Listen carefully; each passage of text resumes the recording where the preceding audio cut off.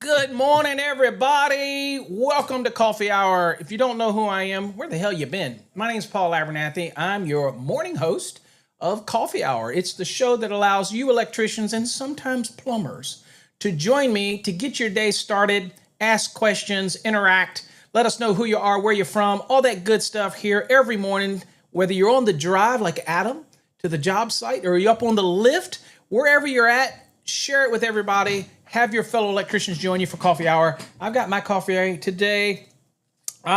Just a donut blend. That's it. Just a plain old coffee blend. Nothing fancy. No Starbucks for me, buddy. Just a regular old, just a regular old donut. I do K-cup though, so it is kind of lazy.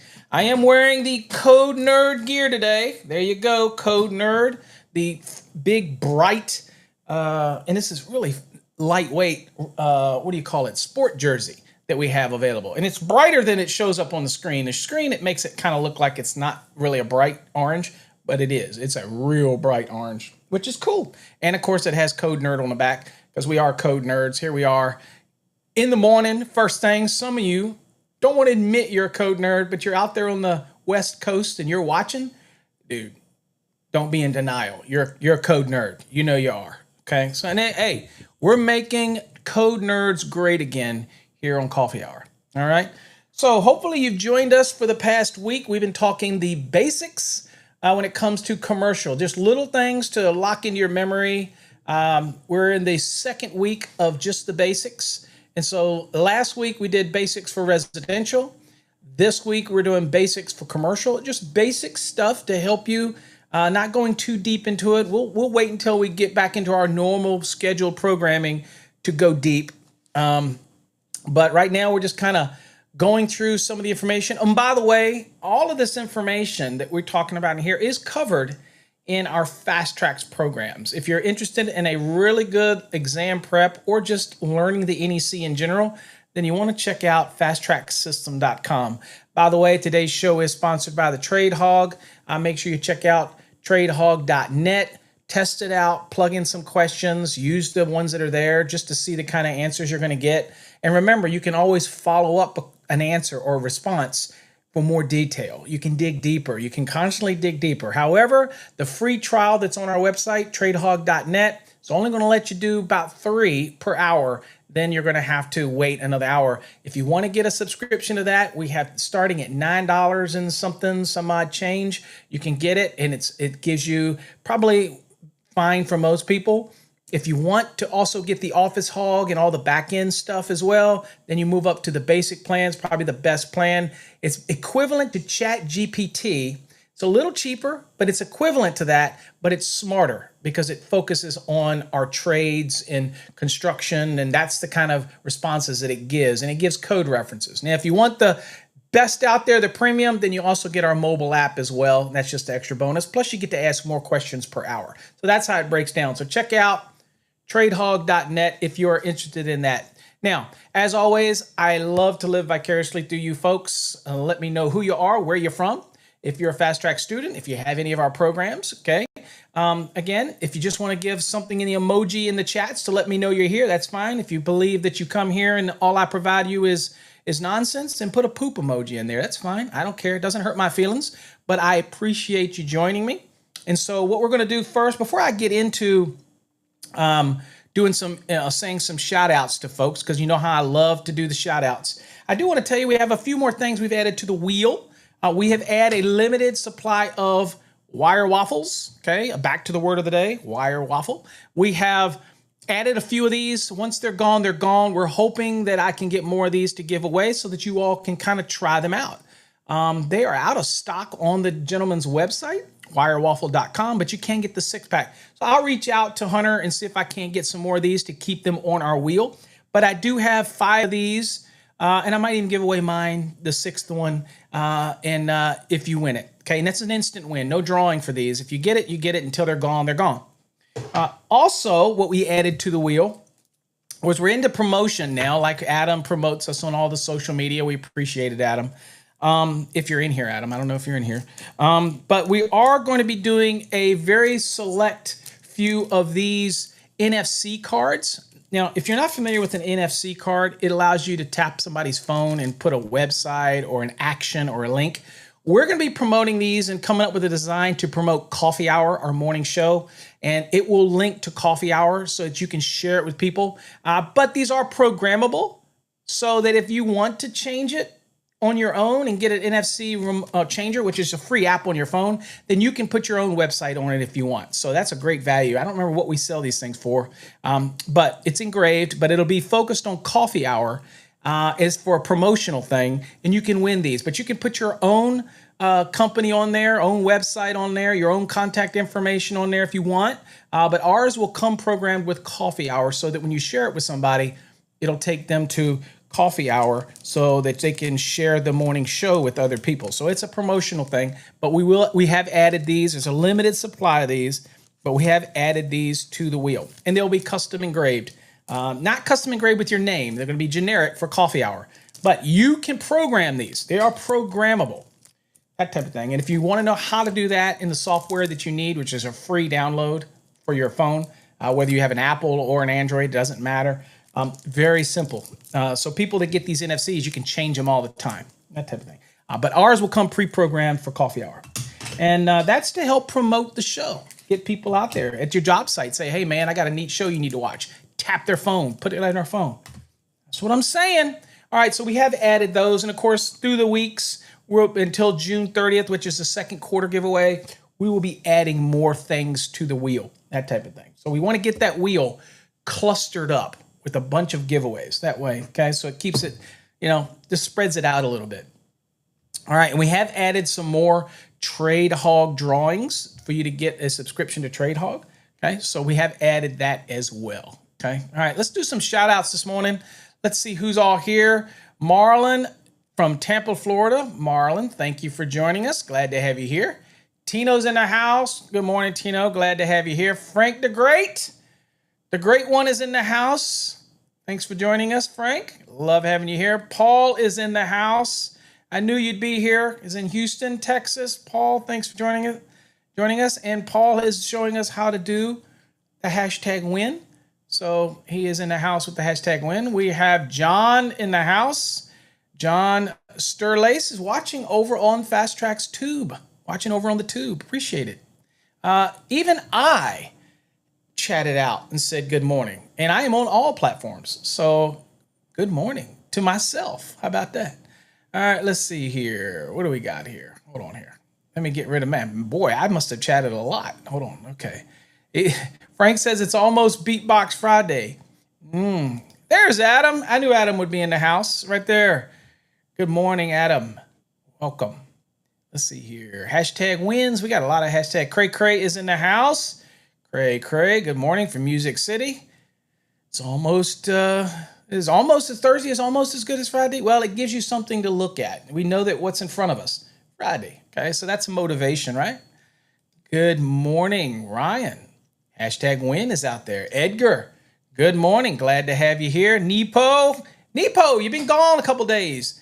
Glad to have you back.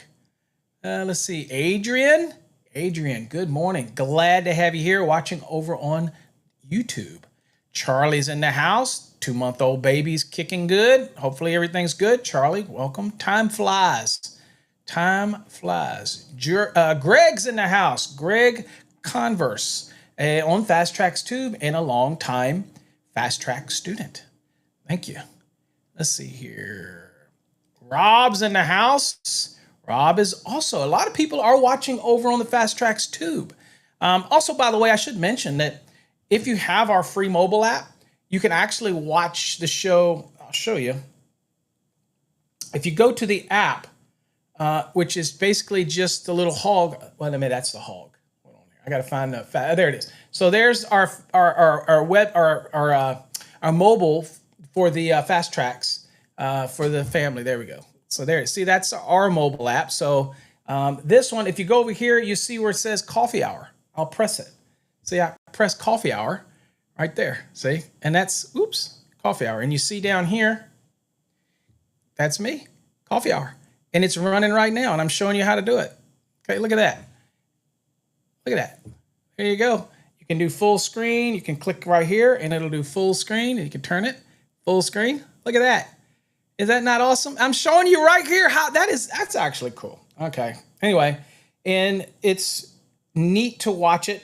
And if you want to chat, for example, let me see where the chat feature. If you want to chat on the mobile, you see this little white box up here. If you click the little white box, you see that it'll bring up the chat. And that allows you to scroll through the chat, and you can turn it to the left, and you can see the chat there. It is small, but anyway, most people just want to watch. So that is cool. Dude, we're always trying to bring new things. I think that nobody out there does it like we do it. I mean, people teach code, people do things, people have courses, but dude, we really, if you think about it, we're here to support you, whether it's our apps, whether it's these shows, whether it's my videos, whether it's our courses, whether it's our Fast Tracks Tube, whether it's our interactive courses over. Dude, we do a lot. I was talking to Jeff about this the other day. I was like, we actually, if you think about it, who else offers the mix of things that we offer that could help you learn? I mean, who else streams on all these platforms? Who else has mobile apps? Who else have courses? I mean, who else has the features in the course for you to ask questions? Who else has paulabernathy.com, where you can ask questions? Dude, if you think about it, who else does that? I mean, you've got other educators, and they may do one platform. But if you think about it, as many haters as I have out there, if I'm not put myself on every platform, every app, every device, every way for you to get information, and I'm giving it all away for free, but I appreciate you that buy my courses because you help support us. But again, I just really never thought about it that way. I really haven't. Now that I think I'm a bit overwhelmed at all of the ways that we have reached out. I don't know any educator in the world ever that has done it this way and created the hog, which can also help answer questions for people. This sounds cliche, but I really never thought about it. I'm a bit overwhelmed. I'm 50 some years old, and I have built something with Electrical Code Academy that is literally is helping people learn. Wow, it's a little bit more emotional than I thought it would be. I wasn't prepared for that. Sorry. I really don't think about these things when we're creating stuff. I don't, but now I'm kind of thinking about that. It's a little emotional on it. Rob, thanks for joining me. Glad to have you here. John, thanks for joining me, John, down in Florida. Okay, let's see. Felix. Yeah, Felix. Felix is an undercover code nerds. That's right. Well, when you wear a shirt like this on a job site, right? Or you wear a hat that says master electrician, probably not so undercover anymore, right? Adam says, damn, the swag is super fly. Wiggy, wiggy, what? Good morning, Christopher. Glad to have you here. Let's see. Good morning. Red Dog is in the house. Red Dog. Listen on the back burner here at work. Straight out of Southern California. Fast track student. Still living it. What's up? Over on the west side. All right. Let's see here. Let's see here. We got Adam. Don't drop your waffle. Yeah, no shit. Today, waffle. We're giving away some waffles. Spinning the wheel. Going to give away some waffles today. Erie, what's up? Fast track student. Hope everything's going good for you in the program. I love it. People are watching over on Fast Track's Tube. That is awesome. And there's so many ways to watch it. Dude, like I said, I showed you. That was neat. You got to admit, that was a neat demo showing you it live working from the phone. And that's the easiest way to watch. Wow. We are getting a whole bunch of good stuff here today. Terrence, welcome. My brother from another mother up in D.C., Maryland, and Virginia. Hopefully everything's going good for you up there, my friend. There we go. Fina Tech. Beto's in the house with the hashtag win. Beto, thanks for joining us. Good morning, Danny. Glad to have you here from Spring Hill. Is that Spring Hill or Spring Hill? Okay, let's see. When is the drawing for March? Friday, tomorrow. Tomorrow we're doing the drawing for that. Let's see here. Robert's in the house from San Antonio. Good morning, crypto. And Paul says it's a beatbox and a rapping Friday. No rapping, but we will unwrap the winners tomorrow. Charlie, thanks for joining us. Nepo, been busy. Glad to join. I'm glad to have you here today. Let's see. What do we got here? Brunot. Did I say that right? Brunot? Did I say it right? Good morning. Glad to have you here. Good morning, Rob. I see you in the house, Paul. Well, thank you very much. I love what I do, and I will keep making products and things for people, whether you buy my courses or not. And I will constantly be trying to educate this industry. Doesn't mean I'm always right. And sometimes I offend people. Sometimes I say, I also forgot that I do podcasts. I forgot that too. I've got thousands of podcasts available, which you can also listen from our free mobile app, as well as go on the favorite podcast platform and type and search for Master the NEC podcast. I've got thousands of those as well. So again, thank you. Good morning, Rob. Glad to have you here. David, thank you, David. I did answer your question on the podcast. That's 2 podcasts just came out yesterday, so make sure y'all check them out. David, I did answer your question on the podcast. Let's see here. Greg's taking the North Carolina contractor exam on May 22nd. Here we go. Focus, focus, focus. We'll keep you in our thoughts, and we will constantly be praying for you. Just so to say, if what you do, prices are bloody. For what you do, prices are bloody. I don't know what that means. Bloody good? Bloody good prices? Class instructors out here charge. Okay. Almost 3 times that amount. Yeah. And I think that one of the benefits for our programs is you don't just get the program. I think that's what sets us apart. That's why a lot of people buy our Mastering the NEC course.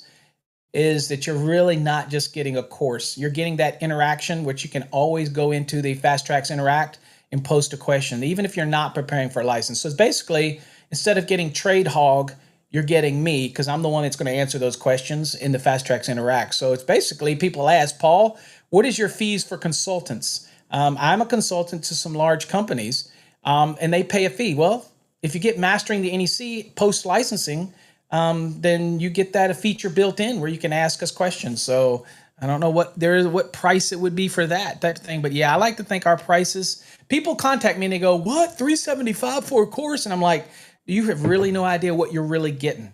Okay, so you're not just buying some DVDs and that's it, and then you're on your own, that type of thing. So, what's up, David? Good morning. Feed the hog, wire waffle. Dave is on a roll today, throwing it out. Dave is our CMECP down in Florida. Dave, good morning. It says, I appreciate all the content you do at no cost. I hope the rest of the people understand the worth you're putting. I think they do. Compared to the number of emails and things I get, people do appreciate it. And like I said, I do honestly live vicariously through people's success. I truly want you to succeed. It's not a cliche. I'm not trying to do it. I'm not preaching like I'm holier than thou. I am what you get. And whether I'm goofing around online or whatever, TikTok, whatever, I am what you get. But I love teaching the code and I love helping people learn. Do I think I'm always right? Do I think I'm the best out there? Absolutely not. Absolutely not. How's the lag time on the tube? I watch on Facebook.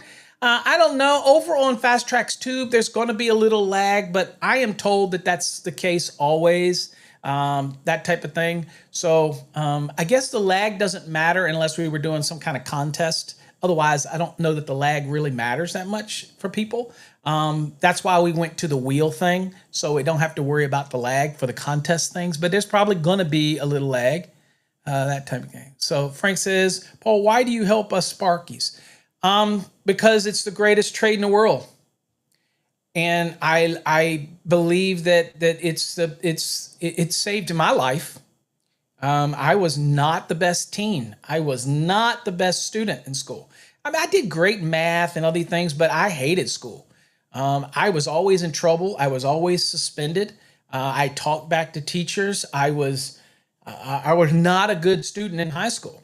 Not like the kids today. I wasn't a violent, but I was not good. I was a smart ass, smart mouth, class clown, messer, this type of thing, until I got introduced to electricity and vocational school. And then I immediately changed. And that's when I won the National VICA, which today it would be Scholastic, whatever. But I won that. I competed in that. And then I went on to start a company with my brother, and we got very well known. And then I branched out on my own. And I owe everything to the electrical industry. That's why I love teaching. I'm just saying. Beto said, could you explain baseboard heaters and receptacles that are required in dwelling units? Not today, we won't, because we're doing back to basics commercial. But remember, you need to send your requests to paulabernathy.com. We most certainly can talk about those things in future episodes. Remember, baseboard heat treated 100% when it comes to our load calculation. Okay?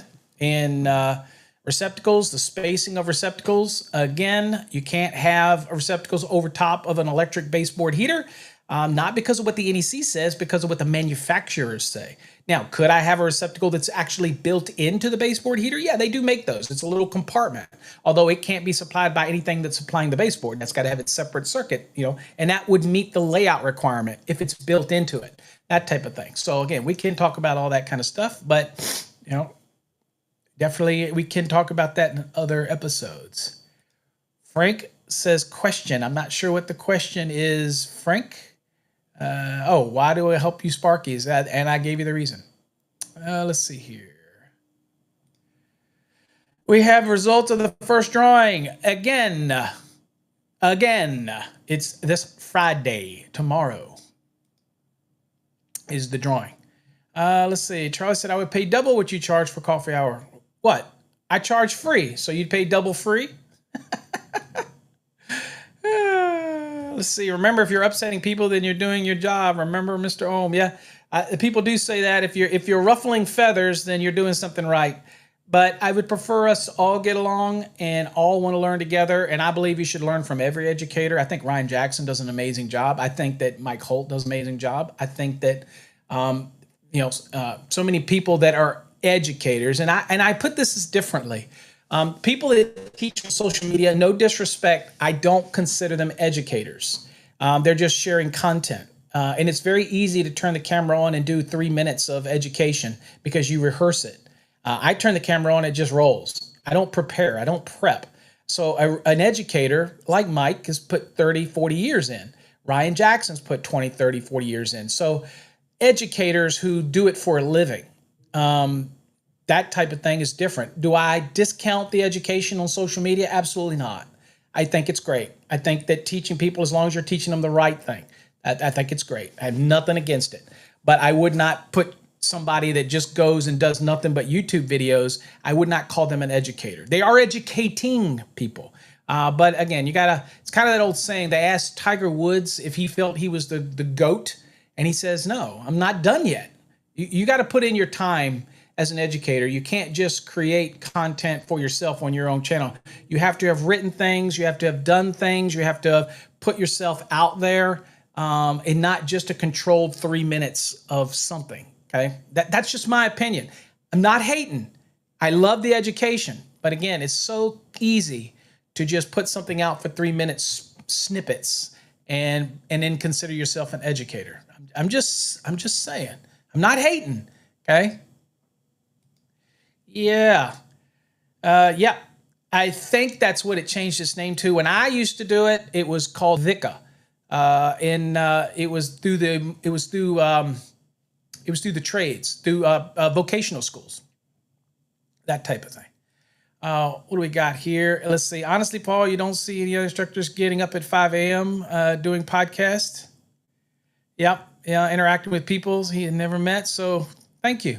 But I do get up at 5 a.m. or every day. I just don't start the show. But yeah, I know that some of you out there on the West Coast, and it says a lot about you folks that get up that early to join the show. That's what I'm talking about. Let's see here. Jonathan's hollering out, telling him good luck with your master's exam. You got this. Absolutely. I love the support. Manny's in the house, and Manny's sporting the Code Nerd Green coffee hour. There you go. Yep, it's free. Let's go. All right. What's up, Andrew from Atlanta? All right. Okay, so let's go on and get into the day. Again, keep shouting out in the comments. Love it. Keep it going. Keep giving your comments. Let's go. Let's get into today's lesson and talk a little bit more about the basics for commercial. Okay, let's do some basics. All right, so what other basics do we want to look at today? All right, well, here's some things to remember. Circuit breakers. Again, we're talking mainly going to get into lighting now. And let's say circuit breakers used as switches in a 120 volt and 277 volt fluorescent lighting circuits shall be listed and shall be marked SWD or HID.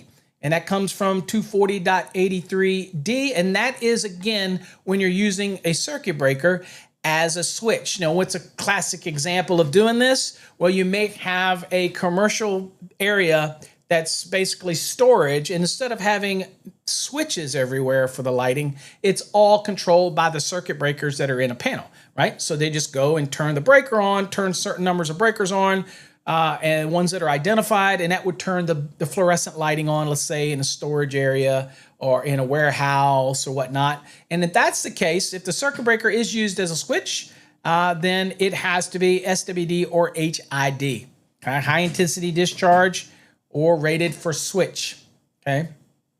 Next is, what about those troffers or the fluorescent luminaires that get dropped into suspended ceiling grids, right? It says, so the wiring located, what about the wiring that supplies those lights that are dropped into the grids, okay? So the wiring located within this cavity of a floor ceiling or roof ceiling assembly shall not be secured to or supported by the ceiling assembly. So basically that means if you have your your troffers or troffers, depending on where you're at in the country, I guess, inside of the suspended ceiling, that the actual wiring to them, that whether it's MC or whatever, or even raceways, they're not going to be supported by what's supporting the ceiling grid. Okay, so that type of thing. So they have to have their own ceiling support wires. Okay, all right. And it says, an independent means of securing support shall be provided and shall be permitted to be attached to the assembly. So you're allowed to run your guide wire, your support wires for the assembly, but you run separate wires to support your wiring method, like your MC, that type of thing, or your raceways, okay? Separate. Now, it says where independent support wires are used, they shall be distinguishable by color, tagging, or other effective means, okay? So with that said, let's go over to the NEC real quick and look at what the code says. And let's see here. It's obviously not viewing, so we'll fix that as we always do. And we'll come over here and we'll look at 300. So again, y'all are familiar with this. This is the supports that are going to support any luminaires or any wiring method that is within your suspended ceiling grid. Now, they have the ability, depending on the ceiling grid, to support your luminaires, but you're going to have little clips that hold it down. And for you folks out in California, y'all know all about that when it comes to some of the rules that y'all may have when it comes to things like earthquake and all that kind of stuff. So here's what we're talking about, 300 right here. And this is the wiring system installed above a suspended ceiling, right? And there's B1. The B1 is for fire-rated assemblies. And then B2 is for non-fire-rated assemblies. So not all of your drop ceilings are rated as a fire-rated assembly, but they could be. And usually they're going to be more weight, and they're usually going to have a rating on that, okay? Now, the only difference in these two right here is, you'll see here, it says wiring located within the cavity of a fire-rated floor ceiling or roof ceiling assembly shall not be secured to or supported by the ceiling assembly, including the ceiling support wires. That's what we just read, okay? This is verbatim what we just read. Now, there is an exception. The exception said, however, the ceiling support system shall be permitted to support wiring and equipment that have been tested as part of the fire-rated assembly. What the frick does that mean? Well, there is a rarity where you have a ceiling that is fire-rated that has been approved to be able to handle the additional weight and the ability to be able to handle the wiring method to be secured to the supporting component of that drop ceiling. Okay, that's not a given. You're going to have to find out from somebody. So if you get an inspector that comes in there and it sees the MC being secured or EMT being secured and boxes being secured to the support wires for the ceiling grid, they might reject you. And if you happen to know that that grid has been evaluated to support that additional weight, then you can say, boom, Mr. Inspector, this is designed to support this. Okay.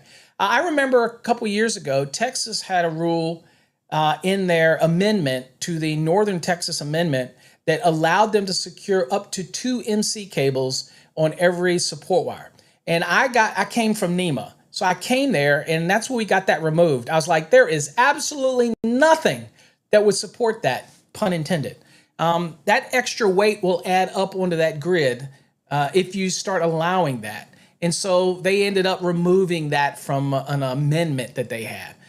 Because again, there's nothing, the only way that you could do that is if you could show that that grid was evaluated in the number of support wires that are being installed. All of that is evaluated to support that extra weight, that type of thing. So unless you can. Now, they do make assemblies out there that are designed for that. And usually it's going to be the ones that are rated for fire rated assembly and they can handle the extra weight, that type of thing, okay? Not the norm. Yeah, with that said, and again, I don't know if we got a picture down here. No, I don't see no picture. That type of thing. It is some extra good information, by the way, down here that you can go look at. Again, if you want to look at the proper way to support a luminaire that's in that grid, then you're going to go to 410, all right?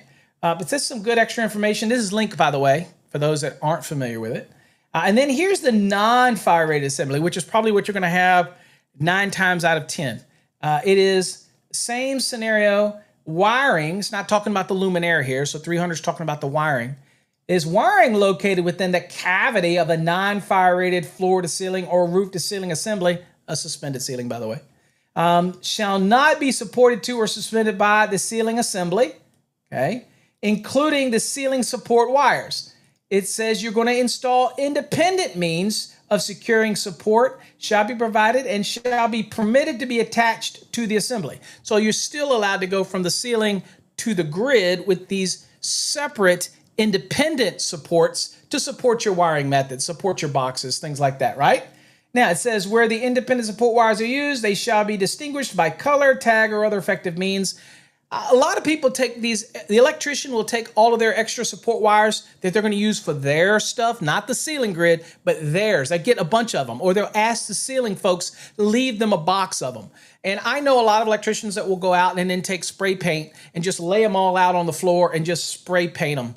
Put separate color on them, whether it's orange or red or blue or whatever they want to do. And they'll just pre-spray paint them all, kick them over with their feet, spray them, kick them a little bit to turn them, spray them. And then they'll put them back in the box after they dry. And they just tell their people, use these anytime you're adding us something for our electrical, whether it's MC or EMT support or a bat wing to use to support a box or something like that. That's what typically people do, but you could tag it. I know electricians who actually have their own little tags made up. They look like little flags, and they have their website and their company name on them, and they put these on them. And you say, why would they do that? Because it's free promotion. Down the road, if anybody goes in that ceiling, they can see it and know who did it, and they might call them and get a service call or a callback.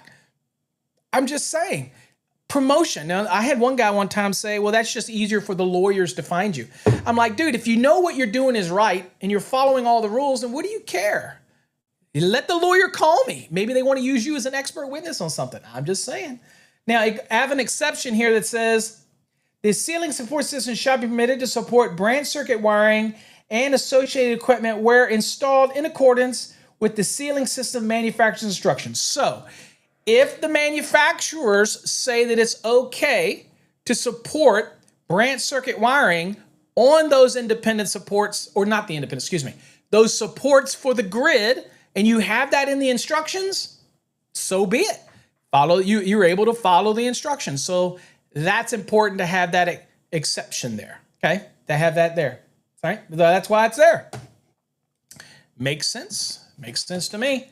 All right. Next, wall switch control lighting outlets are not required in commercial occupancies other than hotels and motels, okay, except for attics and underfloor spaces, utility rooms, and basements where these spaces are used for storage or containing equipment requires servicing. Okay. So we're going to go look at the code. It's 210. Why is this not working? We're going to go to 210.70. Remember what I always say, folks, about hashtags. Code references. I should say there are callouts in our program. You should always stop and go look at them. Okay, and we're going to try to follow that same theory. We're going to stop and go look at things, right? So we're going to be looking at C, and right here. So this is our lighting outlet requirements for those that are new to the code. This is where you go to 10.70 is for your lighting outlet requirements. All right. And we go down to C. C is all occupancies. Okay. So we have requirements for other occupancies, right? Guest room, guest suites, additional lighting, yada, yada. We have dwelling unit requirements in A, right? Then we have guest rooms and guest suite requirements in B. And then of course in C, we have all occupancies requirements, okay? So this is where we've got C. It says, now this is for all, okay? This is not just dwellings. This is all. So whether it's commercial, and that's what we're talking this week, it's attics and underfloor spaces, utility rooms, and basements. It says at least one lighting outlet containing a switch or controlled by a switch. That means you could have a pull chain on the actual lighting outlet, okay? Could have that, or a listed wall-mounted control device shall be installed where these spaces are used for storage or contain equipment requiring servicing. Okay, so we need to make sure we have the lighting outlet to be able to illuminate the area where we're going to be servicing the equipment. It says a point of control, okay, shall be at each entry that permits access to the attic and underfloor space, utility room, and basement. So if you're going in, you have to have the lighting outlet, right? At least one lighting outlet controlled by a switch. Where you're going to put it is obviously you need to illuminate, okay, the equipment. Okay, so that's the last line, by the way. But when it comes to control, you want to make sure that you have a control at the point of the access or the area where this equipment may be, okay? And it says where a lighting outlet is installed for equipment requiring servicing, like maybe HVAC units, air handlers, something like that. It says the lighting outlet shall be installed at or near the equipment, okay? At or near the equipment, okay? Obviously, we need to illuminate what we're working on. Now, this is where I tell electricians, this is where we have to use common sense. Obviously, look, common sense. This is not code. This is common sense. Electricians we're notorious for being people that try to bring common sense. Okay, we try. Social media doesn't always do that, but we try. And everybody argues that the NEC is not riddled with common sense, but it is really. If you think about it, if I'm going to put this lighting outlet near the equipment that's servicing, I obviously have to have a light to get in, turn the switch on, control the light, right? Having the equipment, it makes sense to me if I'm servicing the equipment as an electrician, I'm going to position my lighting so that if I'm working on the equipment, the light is close to the equipment so it's not behind me. I know that's not always in a perfect world, but that may mean that I have to put more than one lighting outlet. So don't be stingy, especially if we're working on equipment. We don't want people to have to work on something in the dark. Now, if you're digging over in the equipment, obviously the lights can't be in the equipment, right? Common sense, right? But I think positioning your illumination and where your lighting outlet is something that electricians are used to looking at and saying, okay, let's use some common sense. Here's the equipment. Here's the equipment. Where do I put this lighting outlet? Well, I'm going to try to put it in a way that maybe it's the center where the two pieces of equipment here, but it's near it, but I'm not going to put it behind me. Things like that. Again, in a perfect world, everything works out. It's not always a perfect world. I get it. But again, we use common sense. So that just doesn't mean that you blindly, as an electrician, just put things anywhere to satisfy the code. You actually look at it and go, what makes sense here? That type of thing. Now, if an engineer already specs out where something goes in commercial, then you're like, well, you know what? You can do it. But if they did something that you don't think is right and you're there, I often tell electricians, don't be afraid to push back and contact the general contractor or ask them to ask the engineers, like, shouldn't we maybe move this luminaire a little closer or maybe move it over here where the equipment is? It makes sense because they're looking at a piece of paper. You're looking at it and you feel the situation. Then maybe that's where you can be involved, that type of thing, and you can interact with them. And that's important. I think it's something that we should always want to try to interact and not just blindly start doing things that somebody may just tell us to do. So this is a typical layout. Obviously, you see this. Y'all are all used to seeing this lighting layout.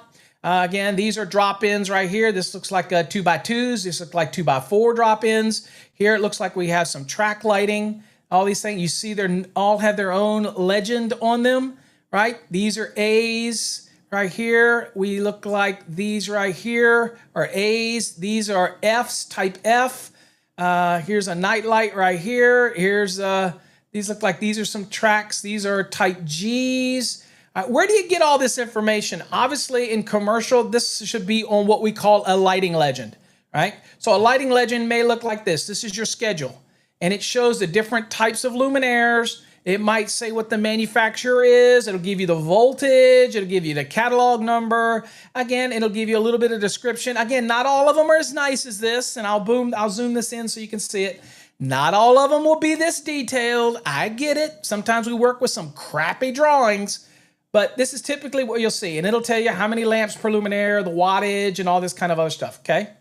Typically, that's what you get. Not always, but you should have some lighting schedule, the luminaire schedule on your drawings. Now, if you're taking an exam, you're doing like an exam where you're going to be doing like the E3 for the ICC to get your plans examiner, things like that, then get familiar with being able to read blueprints because a lot of times some questions will pop up on those exams to try to see if you know how to read a drawing. That type of thing. Now, here's some other important things to remember. When you see this schedule, let's read this right here. It says for lighting units that have ballasts transformers or auto transformers or LED drivers, which is very common today. It says the supply circuit's calculated load is based on the total ampere rating of such units, not the lamp's total wattage. That is so important, guys. So if you're dealing with a lighting unit in commercial that has ballasts involved with it, that has transformers involved with it, that has auto transformers, that's a rarer one, but if they did have auto transformers, or more commonly today, LED drivers, you're not doing your load calcs, and hopefully the engineer does this for you, and hopefully engineers out there that are listening, you're not doing this on the wattage. You're basically doing this from what's listed on the ballast. And if you have more than one ballast associated with the luminaire, and again, you could have two, then what you're doing is you're basically taking the ratings of both ballasts, okay, and adding them together. And then you're taking that rating, that total amp rating, okay, and you're going to multiply it by the voltage of that luminaire, and that's going to give you your VA value that you're going to use in your overall calculation, not the wattage. Now you're saying, where the hell does it say that in the code? Okay, because people get confused with that. Okay, just so we know. In the code, it says that at 220.11. All right, so let's go down. And by the way, for the 2026 edition, that's going to be possibly 120.11b. I don't know. I haven't looked to see if that's actually changed yet. All right, so 220 right here. So let's see, right here. So those are all LED or inductive type of lighting loads. It says, for circuits supplying lighting loads that have ballasts, very common, electronic ballasts, transformers, auto transformers, or again, more common today, LED drivers, it says the calculated load, which is what you're going to be using. Okay, you have your connected load, which is the info you're getting, and you have a calculated load, which means you're going to be doing a calculation. It says the calculated load shall be based on the total ampere rating of such units and not the total wattage of the lamps. Okay? It's the actual information that comes off of the LED driver, what comes off of the ballasts, and things like that. Right? If you have two ballasts associated with the luminaire, then you're taking the value from both ballasts and adding them together, and then you're multiplying that by what? You're multiplying that by the voltage rating in order to come up with a VA. Make sense? All right, so again, hopefully, the engineers know this. I'm sure they do, but that's how you do it. And so you're not basing it for commercial. You're not basing it just on the lampage, right? You're basing it on what is published or what is printed on the unit. And this has to do with the inductive and LED lighting loads, okay? Fluorescent. Okay, so here's got some good pictures. So these are what a drop-ins look like. Y'all are all familiar with those, and these are surface mount right here. Okay? And this is type the G in that drawing we had. These are mounted on the surface, probably in some kind of show area, right, or whatever. So those are type G. And then you have these drop-ins, which are D, okay? So suspended ceiling system framing members used to support luminaires must be securely fastened to each other and to the building structure. So each one of these tracks have to be bolted. Usually it's like a, a rivet. And then it's also around the perimeter, it's riveted securely. Those are designed typically to hold the framing members, okay? All right, so that's designed that way, and it's designed for you to be able to drop these fluorescent luminaires in the track itself, right? And it says luminaires must be fastened securely to the ceiling framing member by mechanical means, such as bolts, screws, or rivets. However, a lot of the actual, unless they're independently supported, okay, this is a big one that people get wrong in the code. Let me bring it back. If I'm going to use the ceiling grid, this is something that people don't understand. Let me explain it to you. If I'm going to support my luminaire from the grid, then that luminaire needs to be connected to the grid. Now, some of the luminaires have little clips that are built on them that swing out. And those are part of the listing of the luminaire. When you swing them out, they will hook it to the grid and you're done. That is only if that grid is designed to support your luminaires. Not all grids are. The ones that are fastened and clipped and riveted in place, those are designed to support the weight. So you always want to check with the general contractor, check with whoever's doing the grid. It may be one little step you have to do. Hopefully the design engineer who puts that on the plans has already known this or looked at the grid that's being used to be designed to support the luminaires. If that is the case and the grid is going to support your lay-in luminaires, then you have to make sure that your luminaire is connected, whether it's by bolt, screw, or rivet, or if the luminaire has a listed clip that is built into it or provided by the luminaire manufacturer. If that is the case, then that will secure it down there. Now, the other thing that people lose sight of is that I can choose to not support my luminaire by the grid. So I could support my luminaire with independent tie wires independently. And if my luminaires are supporting independently and not by the grid itself, then they don't need to be connected to the grid because they're supported independently. Y'all get what I'm saying? What is the concept of this? Well, if you support it to the grid, then there's a chance that if something happens and moves that they're not going to fall out, that they're going to stay rigid with the supported grid. And it's designed to support, they're going to act as one. So if somebody's pulling it down during, let's say, a firefighting activity, they're not going to get surprised by anything. They don't have to worry about a luminaire slipping out of the grid and falling on top of somebody's head. It's all going to come down. That's the whole purpose. Yank it down. If you choose to independently support all your luminaires, then when they pull the grid down, they don't have to worry about the luminaires falling onto somebody's head. They're independently supported. The engineer may design it either way. Okay, just want to remember that if you're laying your luminaires over in a grid, look around and see if this grid is riveted together. Look around the perimeter and see if the perimeters ties, the T-ties, are actually riveted to make it a rigid system. Okay, that's the thing. If it is, then guess what? Then you can lay your luminaires in those 2x2s or 2x4s. Throw the little clips on there, or people are getting the little metal screws with the hex heads and just zip, zip, zip, zip, zip, and just secure it in. Other than that, I gave you both ways to do that. And that's golden because that's been causing people a lot of controversy for many years. Where is that in the code? 410.36b. Let's go look at the NEC real quick.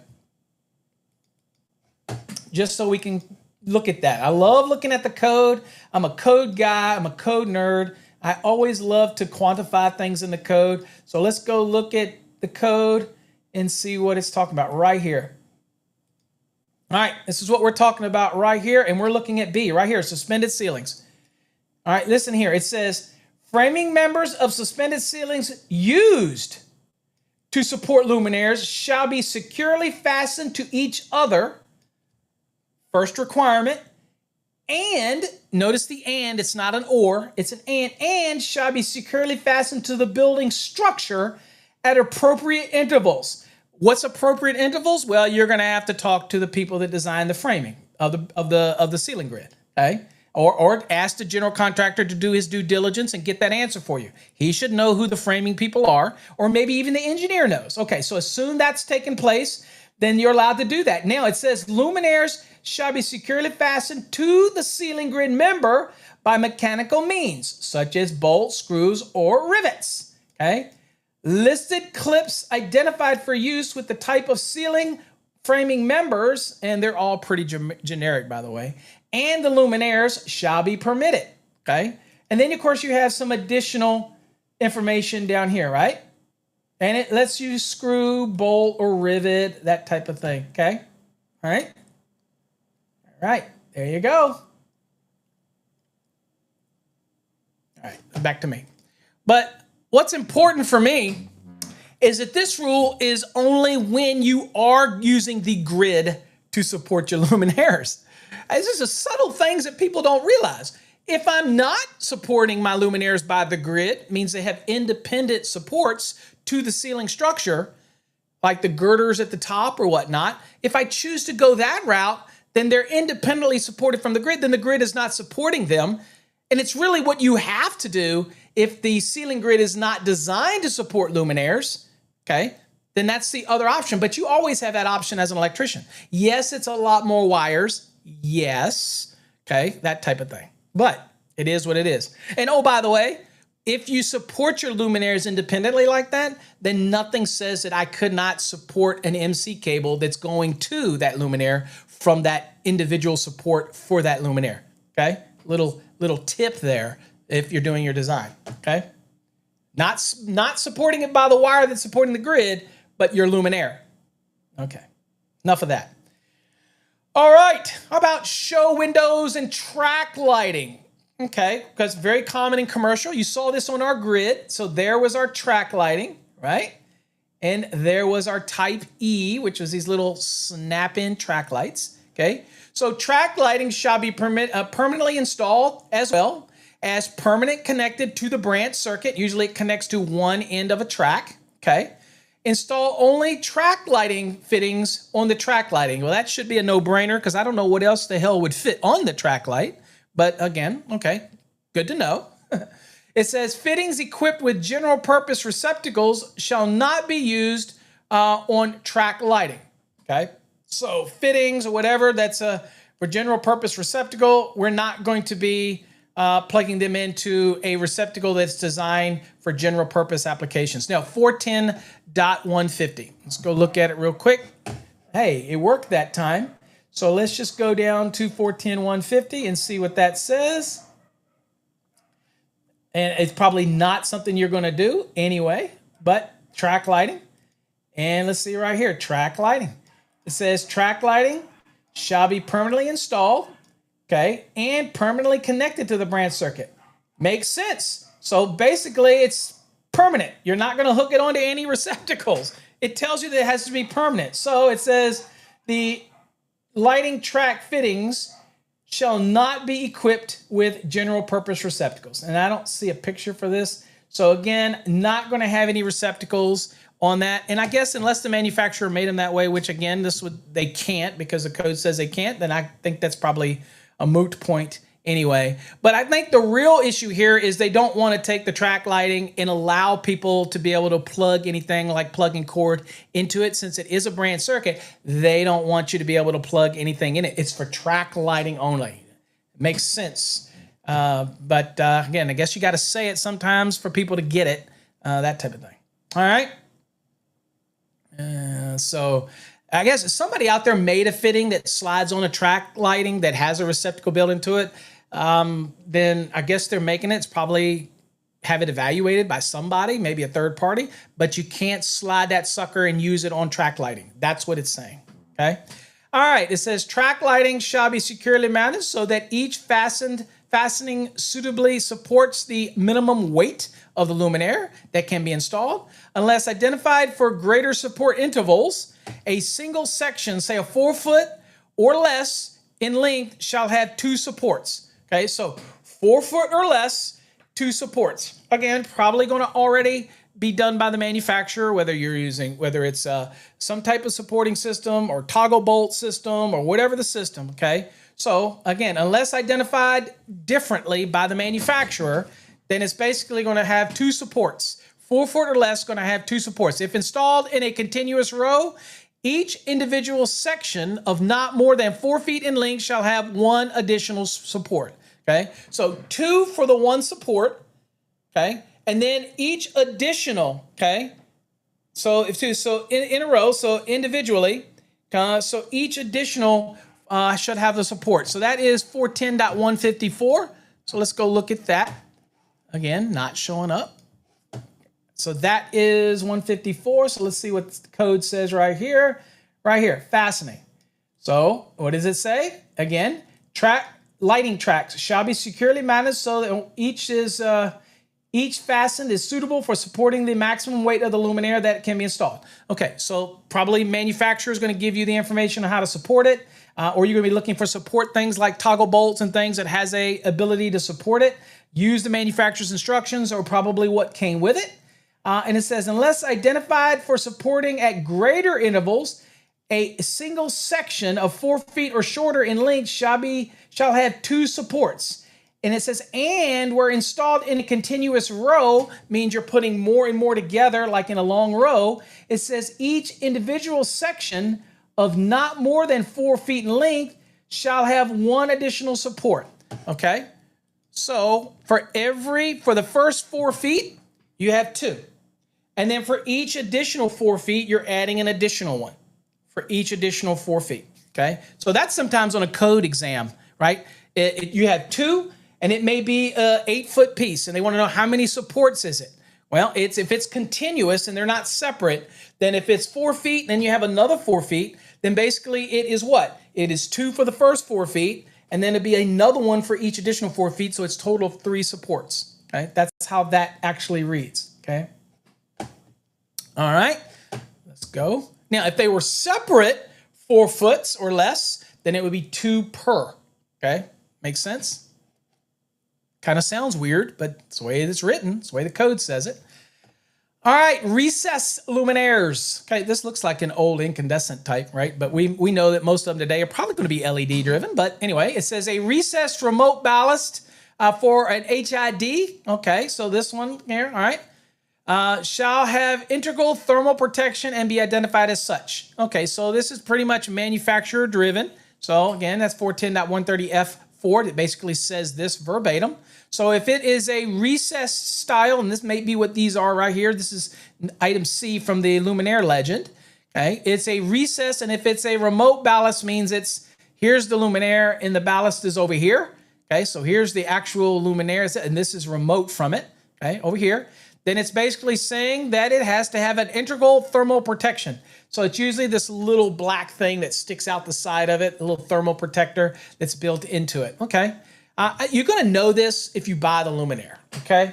Now, thermal insulation shall not be installed above a recessed luminaire or within 3 inches of a recessed luminaire enclosure, wiring compartment, ballast, transformer, LED driver, or power supply unless the luminaire is identified as type IC for insulation contact. Okay, so I used to tell people IC means in contact, but basically insulation contact. So see this IC marking, then the insulation can go right up to it. If it does not have that marking on that recessed luminaire, then I need to maintain that 3 inches around. Okay, so they do make these nifty little covers that go over them that push the separation so that if you're blowing in insulation or something, then you keep that separation. Also, they go over it and they have a certain gapping around it so that they maintain that 3 inches. But you also have the luminaires that, again, are in contact with thermal insulation.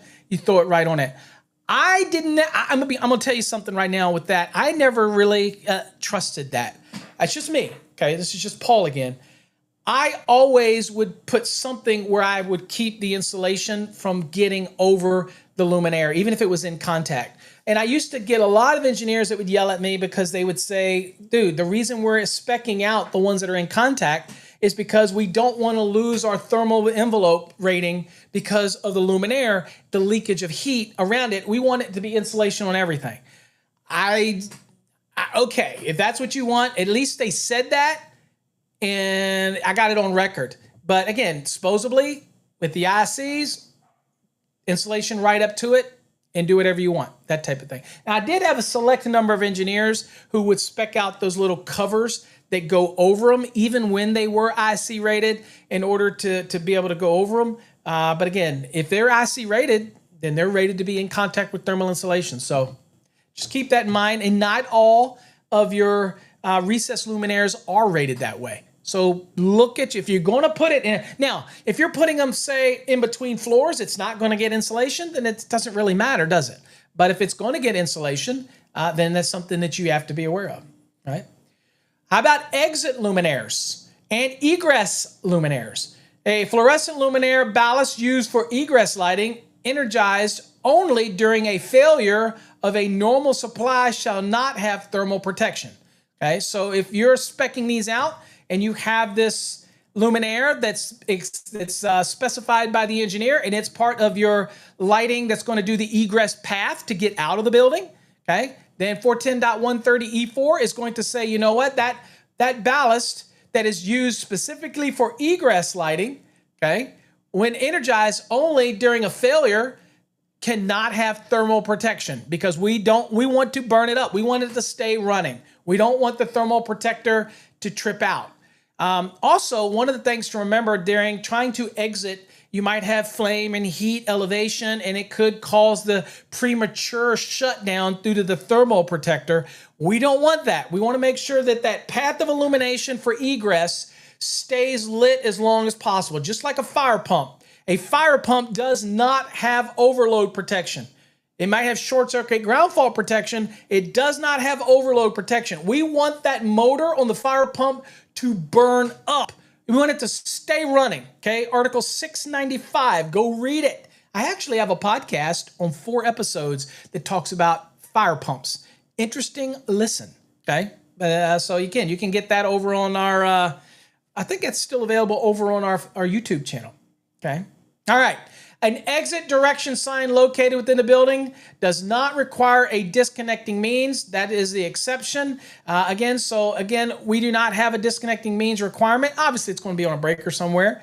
But at the end of the day, that's the exits. You know what's interesting? Some states want their exits down low and up high. I noticed that when I traveled around the country, and the thought of that, it's not required in every state, but the thought of that was because the smoke rises, that if you're crawling on the floor to get out, you can't see the exit up high, so they're putting the exits down lower so that you can actually see them, and maybe when you're down low and you're trying to get out of the building, that type of thing. So again, some places I go, I don't see that. I can't remember. I want to think it's Ohio is real prominent for having these low exits, that type of thing, but I don't see it everywhere, okay? Article 700. Get familiar with 700 if you're doing commercial. We're going to do an episode here in the next couple of weeks talking about Article 700 so we can deep dive into the emergency requirements in Article 700. But it says Article 700 provisions apply to the electrical safety of emergency system installation, operation, and maintenance. These systems consist of circuits and equipment intended to supply, distribute, and control electricity for facility illumination, power, or both, whenever the normal power to the system shuts off under emergency condition. And now you'll have path of egress lighting where required, your exit signs, which may have a battery internal to themselves or supplied by a generator or another source of power, will come on. Usually when it comes to Article 700, it's got to come on within how many seconds? See if anybody knows how many seconds are we required to transfer to emergency power, okay? See if anybody knows. In fact, there's a time requirement for emergency. There's a time requirement for legally required standby power, maybe required by the jurisdiction, right? And then there's also, is there a time frame when it comes to optional standby? See if you know all 3 of those. Okay, if you know there's a time frame for each one of those, let's see. See who knows all that. All right. Okay. All right. Let's see here. Let's see. Yeah, we'll do this last one and we'll do some giveaways. There you go, Charlie. Charlie says 10 seconds. Whoop, whoop. It is exactly right. It is 10 seconds for emergency, 60 seconds for legally required, and there is no time limit for optional. Okay, so many people think that an optional standby system, which is what you'd get like with a Generac or whatever for your house, there is no time frame. Those are not emergency systems. Now, you may feel like it's an emergency, but it is not emergency. Now, are they going to probably transfer quicker than yes, probably are, but they're not emergency. Legally required is not an emergency. Although legally required transfer equipment is probably going to be rated for emergency because I don't believe they make transfer equipment that's rated for legally required. So that's why you would use an emergency rated transfer switch in those applications where legally required. Hey, if all of that emergency stuff, 700, 701, 702 is confusing, welcome to Coffee Hour because we're going to talk about all those things. Where else do you get that, folks? We're going to be talking about all those type of things on Coffee Hour. We're in it for the long haul, guys. We do this every week. So we're going to talk about through the year. That's why you got to keep coming back. You just never know where I'm going to go. That's the beautiful thing about Coffee Hour, okay? It's not just about exam prep. It's about learning the code and talking about different topics, that type of scenario. I'm just saying. All right, adjustable luminaires. Okay, here it says 2 conduits can support an enclosure containing a device under the conditions found in 314.23F. So no, you can't support, if there's a device in here, okay, so you can't support it with 1 conduit. Okay, it has to be at least 2, right? Now, it says 1, the box shall not exceed 100 cubic inches. 2, the box has either threaded entries or identified hubs. And 3, the box must be supported by 2 or more conduit threaded wrench tight into the enclosure or hubs. And 4, each conduit must be secured within 18 inches of the enclosure. Okay, so that is 314.23F. That is if you're going to have a device inside of the box and the box is being supported by those conduits. We're not talking about if the box is supported by, let's say, a block of wood or a steel that's coming up, a plate, and you screw the box to it. We're talking about, oops, we come out of the ground and we have a box and we want to support this box in the air, okay? Then it needs to be supported. If it's going to contain devices in it, then it's going to be what? It's going to have at least 2 conduits to support it, okay? All right? And it's got to be threaded entries. PVC Schedule 80 is not a threaded entry, okay, by the way. So that means we're going to go look at 314.23. You know we're going to do it. So let's go to the code, and it's not letting me, and it is now. So let's go to 314.23, another one that people really get confused on. Supporting those boxes out, whether you're doing it commercial. A lot of times we do it for lighting, to upsplash the building. You see this out in streets all the time for public spaces where they will put the actual receptacles and devices and things like that into boxes. So let's go to 314 and let's look at 23. Let's get rid of these myths right now. All right, so we're going to look at F. So let's go. So here we are. 314.23 supports, and of course we're in 314, so we're talking about supporting of what? Boxes and enclosures and things like that, right? Okay, so enclosures, the scope of this article shall be supported in accordance with 314.23A through F as applicable, right? So we're going to be looking at F because F is raceway supported enclosures with devices, luminaires, and lamp holders, right? All right, here's what it says. It says an enclosure that contains a device, and again, everybody, a receptacle is a device. Hello. Other than splicing devices, okay, when we say splicing devices, other than like a Polaris splice, that's a splicing device, by the way, or supports luminaires. Okay, so enclosures other than devices that contain a device other than splicing devices, or if it supports a luminaire, a lamp holder, or other equipment, and is supported by entering raceways, shall not exceed 100 cubic inches. Now, this is probably not going to happen in a normal little box, right? A normal little FS box or whatnot. Now, it says, it shall have threaded entries or identified hubs. It shall be supported by 2 or more conduits, right? Conduits threaded wrench tight into the enclosure or the hub. It says each conduit shall be secured within 18 inches of the enclosure. All right, so that's your general rule, right? Exception number 1, rigid metal or intermediate metal conduit shall be permitted to support a conduit body of any size, including a conduit body constructed with only 1 conduit entry, provided the trade size of the conduit body is not larger than the largest trade size for the conduit.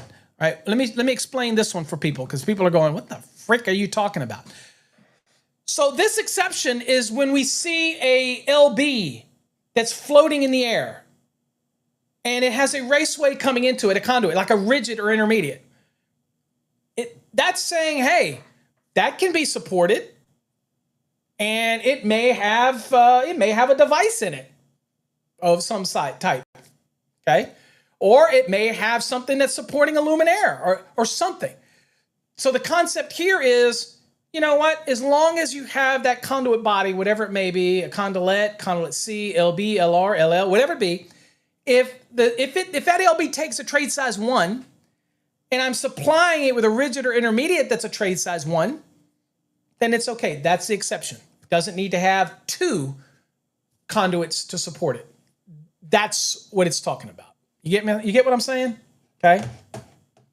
And then you have another one for luminaires below that, but we're going to cover the exception number 2 in a different episode where I talk about luminaires. Okay, so that's the main thing that we're talking about. Okay, so this is so let's just kind of basically get down. So we're talking about this right here. So here's the device, and this is the rule. Okay.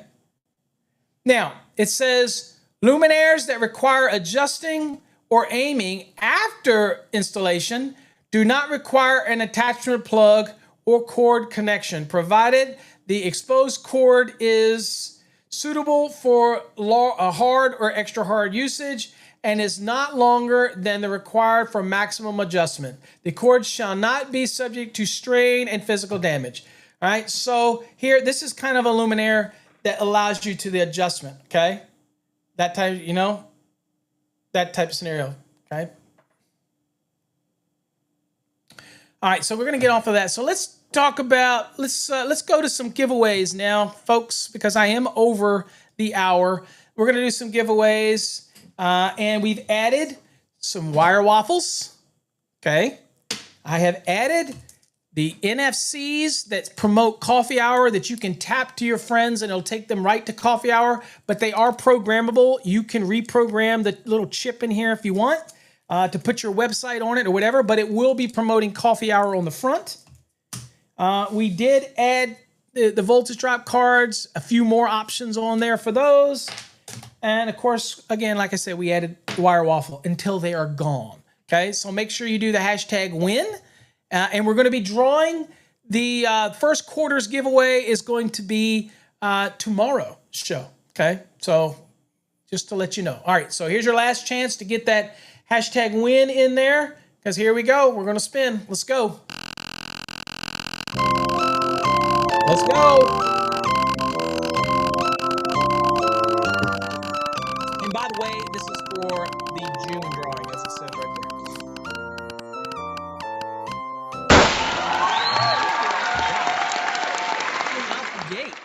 All right. So Robert, Robert, you are in the drawing for the NFC card promoting coffee hour. Okay. So again, you can reprogram it if you want, but you're in the drawing for that. Okay. Congratulations for that. That's a neat one because again, this allows you to tap it, but you can put your company's website on it, your contact information, whatever you want on it, but it will say coffee hour on it. So it's a promotional thing. Okay. All right, let's spin again. Let's go.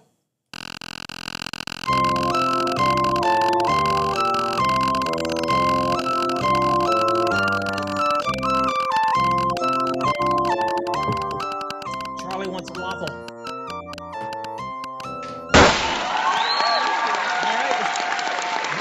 Delayed spin. Terrence. All right, Terrence. You are in the drawing for the conductor length card. And if you've already got that, you're in for it. Your name gets added again. All right. Congratulations on that being in on that drawing. Let's go again. Congratulations. You're in that drawing, Terrence.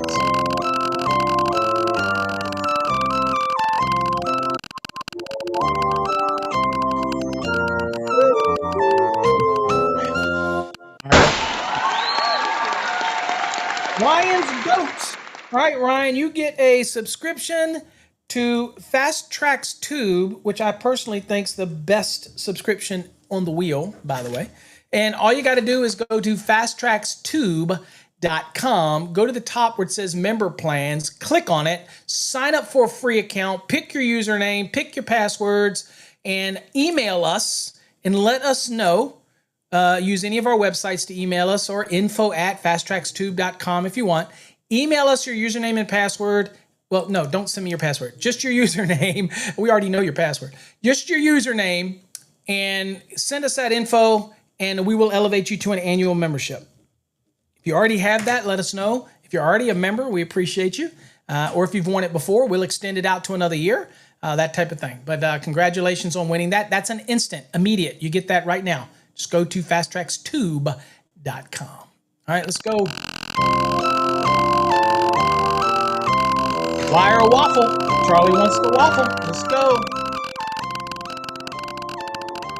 Charlie says, no whammies. No whammy. I should do that. I should add a whammy to the wheel. All right. Edward Ellis, you also follow the same instructions. You get a free year's access to Fast Tracks Tube. That type of thing, okay? You keep showing this. Marlon, this is wire waffle. This solves the issue of violating 312.5c, where people bring all the NM cables through one TA, which is a violation. The code says you have to secure each cable at the box or enclosure. This solves that problem because it allows you to take up to 16 14.2s or 12.2s into a box through one 2.5-inch opening. Or you could bring in a 6.3 or 6.2 or 8.3 or 8.2. You probably bring multiples in with this.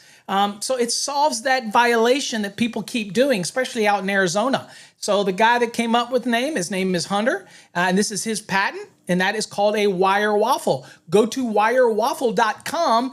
We introduced this, first person to introduce it online. We introduced it, first ever introduce it. Over on, I don't know, the show was a week ago or so, or whatever it was. It's called Wire Waffle. Go to wirewaffle.com and find out about it. It's awesome.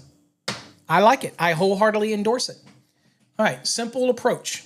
Okay. All right, Edward, you got that Fast Tracks Tube. All right, let's go. Marlon, if you hadn't heard what this was by now, you must not be a follower every day, my friend. You got to come every day. I know it's hard to come every day, but let's go. Let's get away. I'm telling you, wire waffle is on there. It's on the wheel. I'm telling you. It's on the wheel. I ain't gonna lie to you.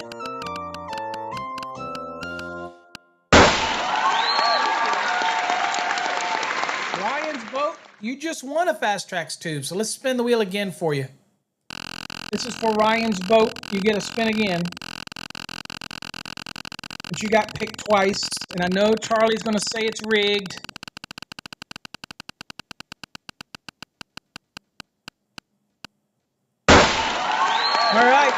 All right, Ryan, you get in the drawing for 12 months of access to TradeHog. You're in that drawing. That is an awesome subscription as well. Many people email me. TradeHog has totally saved them on a job site. So that is awesome already. And it's in its infancy. It's only about a month old. So again, thank you for everybody who's checked out tradehog.net. Tradehog.net. Check it out. Try it for free. Ask it a question.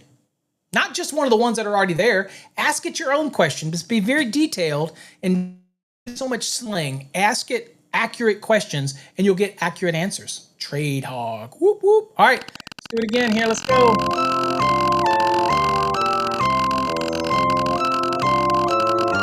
You are most welcome, Marlon. All right, let's see what's coming up.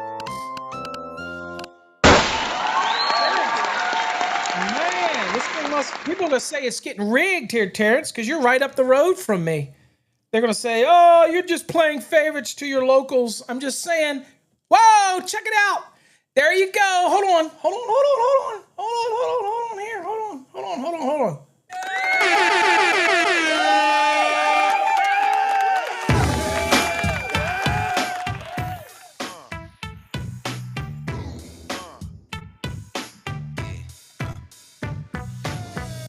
Terrence, boy, that's going to be some cheap shipping. You're just right up. You can come down here and get this, Terrence. You get a wire waffle.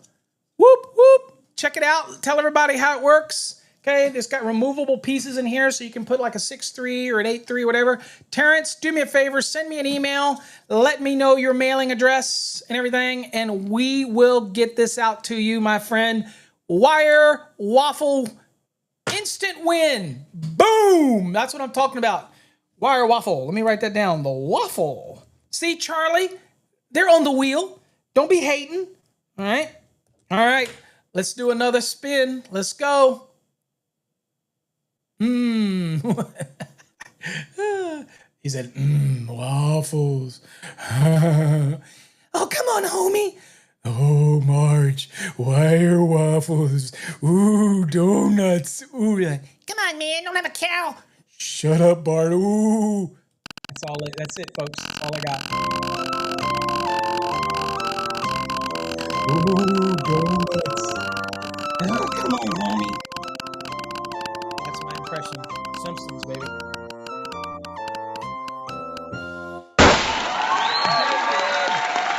David. All right, David, you're in the drawing for the conductor length card.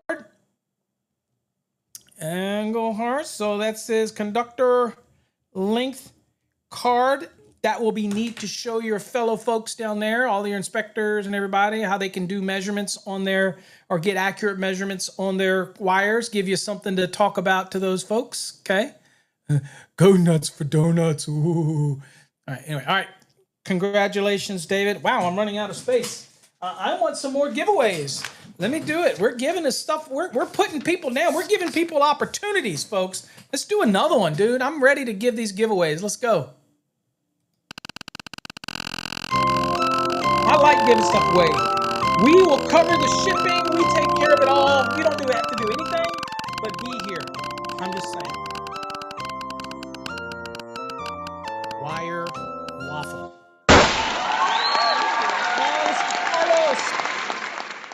Carlos Martinez. All right, Carlos, you're in the drawing for conductor length card. These are neat. And by the way, here's what they look like. They are not cheap little plastic, little metal, whatever. These are thick, like a business. They're like thick as a credit card. And it talks about the process of determining the amount of length that's left on a reel or a coil. Works for NM, works for reels of wire, coils of wire. And you basically use your meter, but we teach you the process and we show you how to adjust for ambient temperatures, which can actually change the length of how much wire you actually have. So we do all of the shortcuts on the back. We show you how to do it. It's all in one card. And I'm telling you, folks, these are hefty, defty cards. They are not the cheap little ones that people give away and you buy. Those are nice cards, I'm saying. Let's go. All right, let's do some more giveaways. Again, another one. Dude, I'm jacked up on coffee today. What the hell? All right, I'm wound up. Folks on TikTok, hey everybody, we got the TikTok folks behind the scenes watching me go crazy here. You should be joining me over on the live stream. Charlie wants a waffle.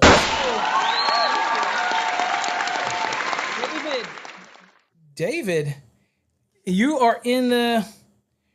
David, you didn't just order one of those, did you? All right, a conductor length card. You were in it too, David, so you're in the drawing for that conductor length card. Let's go again, folks. Let's give away some more. I'm doing rapid giveaways, folks, for all of you that join me. I appreciate you, okay? What's in my coffee? It is spiked today, bro. David Scott, there you go. David Scott, you're in the drawing to be one of our promotional ambassadors for Coffee Hour. You will get a limited edition Coffee Hour engraved NFC card. Yes, sir, it's engraved and NFC. If you win the drawing, you will get one of these to help promote us. And again, you can customize it and change it later if you want to change the programming. If you want to, like, all of a sudden don't want to, want to be a hater and don't want to promote Coffee Hour. But anyway, this is designed to give out or to scan one of other people's phones to help promote Coffee Hour. But you can also later program it to whatever you want. And it's free to program it. Doesn't take a brain surgeon to do it. We can even show you how to do it. Okay. So you're in the drawing for one of those NFC cards. Okay. All right. Let's do this spin again. Let's go. We got to get Charlie the waffle. Let's go. Wire waffle. You're most welcome, Jonathan, and I appreciate you being here. People can never say I don't. I do appreciate it. I'm running out of these promotional things here. So Red, you are going to be in the drawing as well to get one of these NFC promotional cards. Again, you heard my spiel on it before. It is, I think, before we were selling these for like $99 programmed with your custom website on it. But here you can program and put whatever you want on it if you win it. But you are definitely going to be in the drawing for one of those. Okay. All right. Congratulations. Let's do it again. Let's go. Dude, I'm in the giveaway mode today. Let's go. Yeah, again, a lot of people might, I'm joking aside, later, because we'll have coffee hour on the front that you can show people, but really, if you put your website on it, with your contact information, then you can scan this, and I'll do a video and show people how that works. Beto, what's up? You are in the drawing for the Ultimate Decision coin. Y'all have heard me talk about that coin. That is the my favorite coin because it allows you to have yes or no, and I use it to make decisions. You're in the drawing for that Ultimate Decision coin. Somebody's going to win one this tomorrow, okay? And maybe you're in that drawing. All right, last one. Let's go. Last drawing today because I am over again, as I always am. I have to stop calling it coffee hour, by the way. So here we go. Let's do it. Come on. Put some Wire Waffle mojo on it. If you want a Wire Waffle, go to wirewaffle.com. Those guys, help them out. I am not endorsement. Okay? All right, Carlos. All right, Carlos, let me make sure you didn't just win that. No, you didn't. Okay, Carlos, you get a free immediate subscription to Fast Tracks Tube. All you got to do is go to fasttrackstube.com and sign up for a free account, and we will elevate you. Just send us your username, email it to us, use any of our emails are fine, or you can go to paulabernathy.com and send it that way as well. Let us know what your username is, and we will upgrade it to an annual membership. And then hopefully at the end of the year, you choose to renew it and be a part of the family moving forward. That's totally up to you. All right. Horendekyo. Okay, I got to calm down. Got to bring it back down. All right, folks, I appreciate all of you for joining me here on Coffee Hour. Hopefully it gets a start to your week or your day. I appreciate all of you. You have no idea. I do the things I do because I want to see you successful. I do. Like me or hate me, trash me, that's up to you. Haters are going to hate. At the end of the day, what I do is for you. Whether you're a hater or not, what I do is to try to help you, educate you, give you a little insight. Nobody knows it all. Nobody knows it all. They can think they know it all, but they don't know it all. I don't know everything in that NEC. I learn something new every day, and I love to share it with you, okay? So till next time, folks, stay safe. God bless, and we will catch you on tomorrow's episode, special episode of Coffee Hour. Probably going to be a little longer than an hour. I'm just saying. So make sure you're prepared. Contact Adam. He'll help you get a pint of coffee. Till next time, stay safe.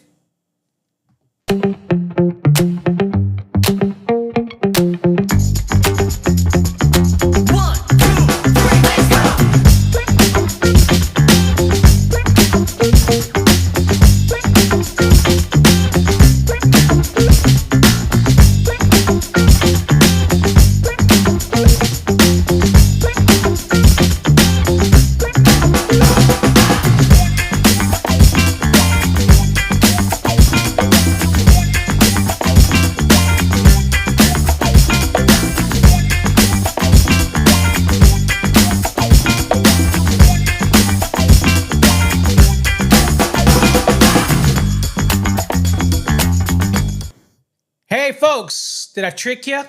Sometimes I tell folks, maybe you better hang around because you never know when Paul's going to pop back in. Guess what? We're giving away a free Wire Waffle right now. Ready? Wire Waffle giveaway. Let's go. Wire Waffle giveaway. Wire Waffle giveaway. Let's go. Let's go. Who's going to win the Wire Waffle? Let's go. Wire Waffle. Yes, I'm a 56-year-old man talking like a 15-year-old, but I don't care. Frank the Great You get the wire waffle. Do me a favor, Frank. Reach out to me. Email us at info@electricalcodeacademy.com or info@fasttracksystem.com or go to paulabernathy.com. Frank the Great, reach out. You get a free wire waffle. Hold on, I didn't have that up. Woo! Wire waffle. It pays to hang around. You never know when I'm going to trick you. All right, I'm not going to do it again. Frank, reach out. If you're still here, you won a wire waffle for free. Test it out and give us the feedback. Peace, y'all. Appreciate you.